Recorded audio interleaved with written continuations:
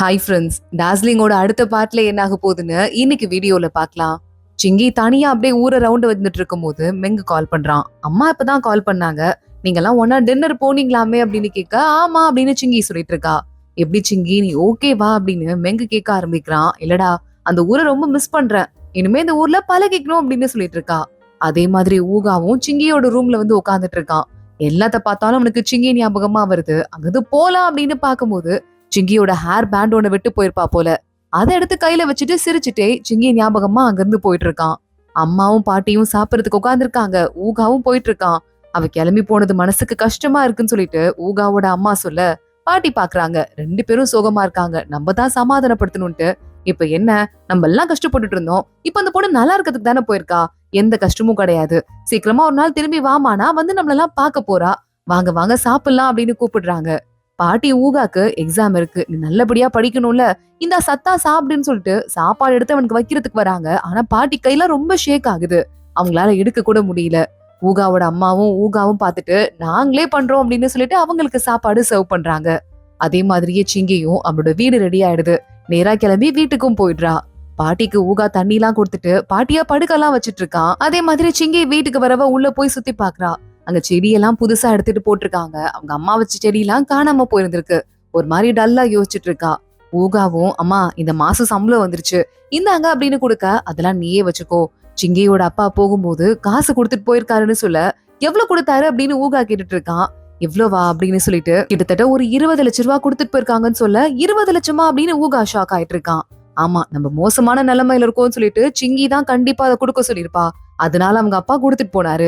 ஆனா அவங்க அப்பாட்ட நான் பத்திரம் எழுதி கொடுத்துட்டேன். நமக்கு எப்ப காசு கிடைக்குதோ அப்ப திருப்பி கொடுத்துடலாம்டா, இது ஒண்ணும் பிரச்சனை கிடையாது. நம்மளும் எப்படியாவது சர்வைவ் பண்ணும்ல. ஆனா பாரேன், நமக்கு ஒரு 10 ரூபாய்க்கு கூட வழி இல்லாம நடுத்தருல நின்னுட்டு இருந்தோம். ஆனா சிங்கியோட அப்பாக்கு 20 லட்சம் ரூபாய்லாம் ஒரு தூசி மாதிரி கொடுத்துட்டு அவர் பாட்டுக்கு போயிட்டே இருந்தாரு. நம்ம 2 பேரும் வேற வேற உலகத்துல இருந்து வந்திருக்கோம் போலன்னு ஊகாவோட அம்மா சொல்லிட்டு இருக்காங்க. ஊகா டல் ஆயிட்டு இருக்கான். இந்த படத்தை நீயே வச்சுக்கோ, படிக்கிற செலவுக்கு வச்சுக்கோன்னு அவங்க அம்மா சொல்லிட்டு இருக்காங்க. சிங்கியும் அவளோட வீட்டுக்கு வந்துடுறா. நேரா உள்ள போறா. அவங்களோட அம்மாவோட போட்டோ பாக்குறா. ஒரு மாதிரி டல்லா இருக்கு. திங்ஸ் எல்லாம் எடுத்து பார்க்கும்போது பாட்டி தச்சு கொடுத்த ஸ்வெட்டர் எல்லாம் உள்ள இருக்கு. அது கையில வச்சுட்டு யோசிச்சுட்டு இருக்கா. ஊகாக்கு மெசேஜ் பண்ணலாம்னு சொல்லிட்டு போன் எடுக்கிறா. அவதான் வந்துட்டு ஃபுல்லா நம்பர் கூட டெலீட் பண்ணிட்டு இருந்தால. ஆனா ஊகா போன்ல பாக்கும்போது சிங்கி Facebookல ஒரு போஸ்ட் மாதிரி போட்டிருக்கா. நிலாவை போட்டோ எடுத்து, பெரிய பெரிய பில்டிங்க்கு நடுவுல நிலா இருக்கு. ஊகா பாக்குறான். அதே நிலாதான் ஏன் தலைக்கு மேலேயும் இருக்குன்னு சிரிச்சுட்டே பாத்துட்டு இருக்கான். சிங்கி மறுபடியும் ஸ்கூலுக்கு போக ஆரம்பிக்கிறா. சின்சியரா படிக்க ஆரம்பிக்கிறா. அதே மாதிரி நம்ம ஊகாவோட வீடும் ரெனோவேஷன் ஆரம்பிக்குது. அதான் காசு வந்துருச்சுல்ல. பார்த்தா அப்போ சிங்கியோட செடி ஒண்ணு இருந்ததுல, அவங்க அம்மாவோட செடி. அது பார்த்தா அதே இடத்துலயே குட்டியா திருப்பி புதுசா முளைச்சு வந்திருக்கு. ஊகா அதை பார்த்துட்டு ஷாக் ஆயிடுறான். ஃபயர்ல எல்லாமே அழிஞ்சு போச்சுன்னு நினைச்சா இந்த குட்டி செடி அழகா முளைச்சிருக்கு பாரு அப்படின்னு யோசிக்க ஆரம்பிக்கிறான். அப்படியே கொஞ்சம் டைம் ஓடிக்கிட்டே இருக்கு. எக்ஸாம்க்கு 4 பக்கத்துல நெருங்கிட்டே இருக்கு. கிட்டத்தட்ட ஒரு மாசம் தான் இன்னும் பப்ளிக் எக்ஸாம்க்கு இருக்கு அப்படிங்கிற டைம் வந்துருது. ஸ்டூடெண்ட்ஸ் எல்லாம் சின்சியரா படிக்க ஆரம்பிக்கிறாங்க. அதே மாதிரி மாடல் டெஸ்ட் எல்லாம் எழுத ஆரம்பிக்கிறாங்க. எல்லாரும் ரெடியா இருங்க, சீக்கிரமா நல்லபடியா எக்ஸாம்ல பாஸ் பண்ணுங்கன்னு டீச்சர்லாம் நம்ம ஊகாவோட டீமை மோட்டிவேட் பண்ணிருக்காரு. ஆமாடா, எல்லாரும் எந்தெந்த இடத்துக்கு காலேஜ் போகணும்னு சொல்லிட்டு முடிவு பண்ணிருக்காங்க. நீ எங்க போலான் இருக்க அப்படின்னு கேட்க, நான் பீஜிங்க்கு போகணும், அங்கதான் நான் காலேஜ் படிக்கணும் அப்படின்னு ஊகா மனசுக்குள்ள யோசிச்சுட்டு இருக்கான். வீட்டுக்கு வந்து கூட சின்சியரா படிக்க ஆரம்பிக்கிறான். அம்மா வராங்க. நல்லா படிக்கிறியாடான்னு கேக்குறாங்க. நான் நல்லா படிக்கிறேன், கவலைப்படாதீங்கம்மா அப்படின்னு ஊகா போறான். பாட்டி கிட்ட போறான். பாட்டிக்கு ரொம்ப உடம்பு முடியாம இருக்காங்க. பாட்டி என்னாச்சு, வாங்க உங்களை தூக்கிட்டு போறேன், சாப்பிட உட்கார வைக்கிறேன்னு சொல்லிட்டு ஊகாவும் அவங்க பாட்டிய நேரா கூட்டு போயிட்டு சாப்பிடறதுக்கு உட்கார வைக்கிறான். பாட்டிக்கு இன்னும் உடம்பு முடியாம போயிட்டே இருக்கு. மா, காலேஜ் எல்லாம் படிக்கிறதுக்கு ரெடி பண்ணிட்டியாடா அப்படின்னு கேட்டுட்டு இருக்காங்க. கையெல்லாம் இன்னும் வேகமா நடுங்க ஆரம்பிக்குது. ஊகாவும் அவங்க அம்மா ஒருத்தங்க பாத்துட்டு என்னடா பாட்டி இப்படி வீக் ஆகுறாங்களேன்னு சொல்லிட்டு ஃபீல் பண்ண ஆரம்பிக்கிறாங்க. சன்செட்டை பார்க்கணும் போல இருக்குன்னு பாட்டி சொல்றாங்க. நாளைக்கு நல்ல மழை வருது பாட்டி, நாளைக்கு சன்செட் பார்க்க முடியாது, நாளைக்கு 3 பேரும் சேர்ந்து போலாம் அப்படின்னு சொல்லிட்டு இருக்கான். ஓகேன்னு பாட்டியும் சொல்லிடுறாங்க. காலங்காத்தாலேயே ஏதோ அவங்க அம்மா அந்த பயங்கரமா கத்துற மாதிரி சத்தம் கேக்குதுன்னு ஊகா அந்த இடத்துக்கு ஓடி போயிட்டு இருக்கான். டே பாட்டி எந்திரிக்க மாட்டிக்கிறாங்கடா அப்படின்னு சொல்ல பாட்டி பேச்சு மூச்சு இல்லாம இருக்காங்க. ஊகா தூக்கிட்டு நேரா ஹாஸ்பிட்டல் போறான். டாக்டர் பெரிய ஹாஸ்பிட்டல் கூட்டு போக சொன்னதால அங்கேயே போயிட்டு இருக்கான். பாட்டி அட்மிட் பண்றாங்க. டாக்டர் வராரு. உங்க பாட்டிக்கு ரொம்ப வயசாயிடுச்சுப்பா, இதுக்கும் மேல ரொம்ப பெருசாலாம் நம்மளால எதிர்பார்க்க முடியாது. சோ அவங்க இறுதி நாள்ல இருக்காங்கன்னு நினைச்சுக்கோங்க, அதுக்கு ரெடி ஆயிடுங்க அப்படின்னு சொல்லிட்டு அங்க இருந்து கிளம்பிடுறாரு. ஊகாவும் உங்க அம்மாவும் பாட்டி பக்கத்துல போயிட்டு, பாட்டி அப்படின்னு கூப்பிட்டு இருக்க, ஆக்சிஜன் மாஸ்க் எடுங்க, எனக்கு வலிக்குது, எனக்கு அதெல்லாம் தேவையில்லைன்னு சொல்லிட்டு பாட்டியை எடுக்க வைக்கிறாங்க. இங்க பாருங்க, என்னை பத்தி கவலைப்படாதீங்க. இதையும் நின்னுடுச்சுன்னா மறுபடியும் சிபிஆர்லாம் பண்ணி என்ன கொண்டு வர வேண்டாம். அப்படியே என்ன விட்டுருங்க. நான் போய் சேர வேண்டிய நேரம் வந்துருச்சுன்னு சொல்லிட்டு அவங்களோட பையன் பேரை சொல்றாங்க. உங்க பையனை உங்களுக்கு பார்க்கணும் போல இருக்கான்னு கேட்க, என் பையன் உயிரோட இல்லைன்னு எனக்கு தெரியும். எனக்கு தெரியும் அப்படின்னு பாட்டி சொல்லிட்டு இருக்காங்க. எப்படி உங்களுக்கு தெரியும் அப்படின்னு கேட்க, நீ ஒரு நாள் யாருக்கிட்ட இருந்தும் போன் வந்ததும் ஊருக்கு போறேன் அப்படின்னு என்கிட்ட சொல்லிட்டு நேரா கிளம்பி போன. ரொம்ப சோகமா இருந்த. அப்பவே நீ என்கிட்ட இததான் மறைக்கிறங்கிறத ஓரளவுக்கு நான் கண்டுபிடிச்சிட்டேன். நீ என்கிட்ட மறைச்சதுக்காக நான் என்னைக்கும் உங்ககிட்ட கோவப்பட்டது இல்லம்மா. உன்னை தப்பாவே எடுத்துக்கிட்டது இல்ல. நீ பண்றது எல்லாமே உன் வாழ்க்கையை பாதுகாத்துக்க எவ்வளவு கஷ்டப்பட முடியுமோ அவ்வளவு கஷ்டப்பட்ட. என்ன நல்லா பாத்துக்கிட்டேன்னு சொல்லிட்டு, உகா பக்கத்துல வா. இதுக்கும் மேல நீ நல்லபடியா வேலை செய்யணும், நல்லா உழைக்கணும், அம்மாவை நல்லபடியா பாத்துக்கணும், வாழ்க்கையில முன்னேறணும்னு பாட்டி சொல்லிட்டு இருக்காங்க. ஊகா வெளியே வந்து நிக்கிறான். அவன் ஃப்ரெண்ட்ஸ் 2 பேரும் வராங்க. ஏண்டா வரீங்க? உங்களை எக்ஸாம்க்கு படிக்க தானே சொன்னேன்னு சொல்லிட்டு ஊகா திட்ட ஆரம்பிக்கிறான். இல்லடா, சும்மா உன்னையும் பாட்டியையும் பாத்துட்டு போலான்னு, உனக்கு நோட்ஸ் எல்லாம் கொடுத்துட்டு போலான்னு தான் வந்தோம்னு சொல்லிட்டு, அதே மாதிரி ஹால் டிக்கெட் கூட வாங்கிட்டோம், அதையும் கொடுத்துட்டு போறோம் அப்படின்னு சொல்லிட்டு கொடுத்துட்டு இருக்காங்க. சிங்கி இன்னொரு பக்கம் அவளும் எக்ஸாம்க்கு ரெடி ஆயிட்டு இருக்கா. அடுத்த நாள் காலையில ஊகா, பாட்டி, ஊகாவோட அம்மா 3 பேரும் உட்காந்துட்டு சன்செட்டை பார்க்க ஆரம்பிக்கிறாங்க. இத பார்த்ததும் பாட்டிக்கு குட்டி வயசுல ஊகா கூட கடல்ல விளையாடி நண்டு புடிச்சாங்கல்ல, அந்த ஞாபகம் வருது ஊகா பிறந்த நாள் அன்னைக்கு. அத சந்தோஷமா பார்த்துட்டு, இத்தனை காலம் நான் ரொம்ப ஹாப்பியா இருந்துட்டேன், ஒரு ஆசீர்வதிக்கப்பட்ட ஒரு வாழ்க்கையை வாழ்ந்துட்டேன். அதுக்கு காரணம் நீங்க 2 பேர் மட்டும்தான், வேற யாரும் கிடையாது. நமக்கு ரத்த பந்தம் எதுவும் கிடையாது, ஆனாலும் நம்ம ரொம்ப நல்ல வாழ்க்கை வாழ்ந்திருக்கோம்ல. நீ இல்லாம இருந்திருந்தா இந்த உலகத்தோட அர்த்தமே இல்லாம போயிருந்திருக்கும்மா. நீ எனக்கு வயித்துல பிறக்காத ஒரு பொண்ணு அப்படின்னு சொல்லிட்டு ஊகாவோட அம்மாவை பார்த்து சொல்லிட்டு, போதும் எனக்கு இது போதும்னு அப்படியே பாட்டி ஊகா மேல சாஞ்சுக்கிறாங்க. அப்படியே உங்க உயிர் போயிருது. ஊகா ஒரு பக்கம் அழ ஆரம்பிக்க, பாட்டி மேல அப்படியே ஊகாவோட அம்மா சாஞ்சிட்டு அவங்களும் தனியா அழுதுட்டு இருக்காங்க. சிங்கிக்கு பாட்டி ஞாபகமாவே இருக்கு போல. அவங்க நெட்டிங் பண்ண ஒண்ணு கையில வச்சுட்டு அதையே பாத்துட்டே இருக்கா. ஊகா அப்புறம் உங்க ஃப்ரெண்ட்ஸ், ஃபேமிலி ஃப்ரெண்ட்ஸ் எல்லாரும் ஒன்னா வந்துட்டு பாட்டிக்கு கடைசியா அஞ்சலி செலுத்திட்டு இருக்காங்க. பாட்டி, நம்ம எல்லாம் ரத்த சொந்தம் கிடையாது, ஆனாலும் நீங்க என்ன ரொம்ப நல்லா பாத்துக்கிட்டீங்க. உங்க ஹஸ்பண்ட் இறந்து போயிட்டாரு, குழந்தைங்கன்னு யாரும் கிடையாது. அப்புறம் எங்களோட அப்பாவை தான் நீங்க எடுத்து வளர்த்தீங்க, பக்கத்துல இருக்காரு அப்படின்னு சொல்லிட்டு. ஆனா அந்த ஆளு பயங்கரமா குடிச்சிட்டு உங்களையும் கொடுமைப்படுத்திட்டு இருந்தாரு. அப்புறம் நாங்களும் உங்க வாழ்க்கையில வந்ததுக்கு அப்புறமா நம்ம 3 பேரையும் தனியா விட்டுட்டு அவர் ஓடி போயிட்டாரு.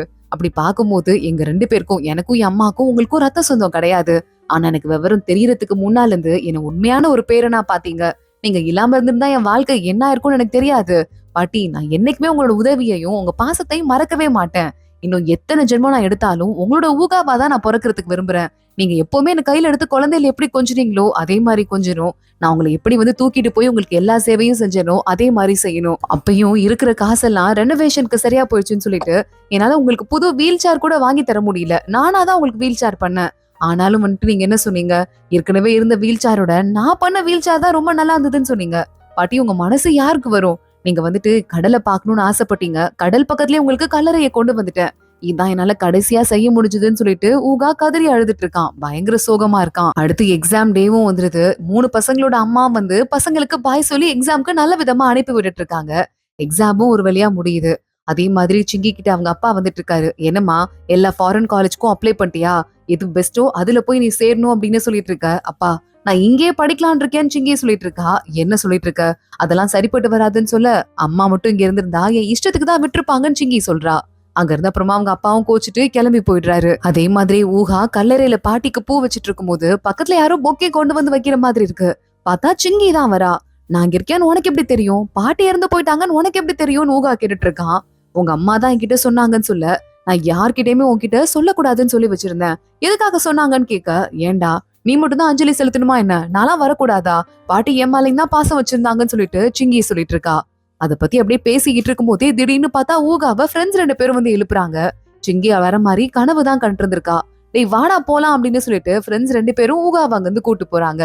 பார்த்தா இன்னைக்கு ரிசல்ட் டே போல. அவங்களுக்கு ரிசல்ட்ஸ் வந்திருக்கு. ஊகா இப்பதான் படிக்க ஆரம்பிச்சான் அப்படிங்கறதால அவனால எக்ஸாம்ல நல்லபடியா பெருசா பெர்ஃபார்ம் பண்ண முடியல. அதுவும் பாட்டி இறந்து போன சோகத்துல தான் இருந்தனால. சோ மார்க் ஷீட்டை பிரிச்சு கூட பாக்கல. அவன் எப்படினாலும் எக்ஸாம் நல்லா பண்ணிருக்க மாட்டான்னு சொல்லிட்டு அவனுக்கே தெரியுது. ஆனா அந்த ஃப்ரெண்ட்ஸ் 2 பேர் இருக்காங்கல்ல, ஓரளவுக்கு மார்க் வந்துருச்சுடா, நான் அந்த பொண்ணு கூடயே காலேஜ் சேர்ந்துருவேன் அப்படின்னு ஒரு ஃப்ரெண்டு சொல்லிட்டு இருக்கான். சிங்கியோட பெஞ்ச் மேட் இருந்தால அந்த பொண்ணை தானே அவன் லவ் பண்றான். அந்த பொண்ணு கூட காலேஜ் சேர்றத பத்தி பேச, எனக்கும் பக்கத்துல இருக்க காலேஜ்ல கிடைச்சிருக்குடா, அது போதும், ஓரளவுக்கு படிச்சுட்டு கம்பெனி வந்துட்டு நான் படுக்க ட்ரக் டிரைவர் ஆயிருவேன் அப்படின்னு அவனும் சொல்லிட்டு, சரி பாத்துக்கலாம் வாடான்னு 2 பேரும் கிளம்புறாங்க. ஊகா தனியா உட்காந்துட்டு இருக்கான். மறுபடியும் சிங்கி பத்தி தான் யோசிச்சு பாத்துட்டு இருக்கான். இங்க பார்த்தா நம்ம சிங்கி இருக்கால, அவளுக்கு காலேஜ்ல சீட் கிடைச்சிருது. சோ காலேஜ்குள்ள போறா, போனை கையில எடுக்கிறா.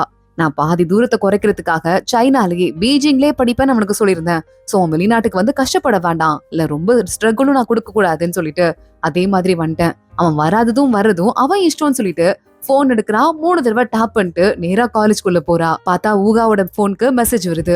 இந்த மாதிரி 808 கிலோமீட்டர்ல அந்த பொண்ணு இருக்கா அப்படின்னு சொல்லிட்டு நோட்டிபிகேஷன் காட்டுது. இத பார்த்ததுமே ஊகா முடிவு பண்ணிட்டான். நேரா போய் ஃப்ரெண்ட்ஸ் எட்டி பாத்துட்டு இருக்கான். டேய் நான் மறுபடியும் எக்ஸாமுக்கு படிக்க போறேன்டா, இந்த தடவை கிளியர் பண்ண போறேன்டா அப்படின்னு சொல்ல ஃப்ரெண்ட்ஸ் 2 பேரும் பயங்கரமா ஹாப்பி ஆயிடுறாங்க. திருப்பி வாடா, அவன் மோட்டிவேஷன் இல்லாம நாங்கெல்லாம் பயங்கர அப்செட்டா இருந்தோம்டா அப்படின்னு சொல்லிட்டு இருக்காங்க. அப்படியே ஒரு 5 இயர்ஸ் ஓடி போயிடுது.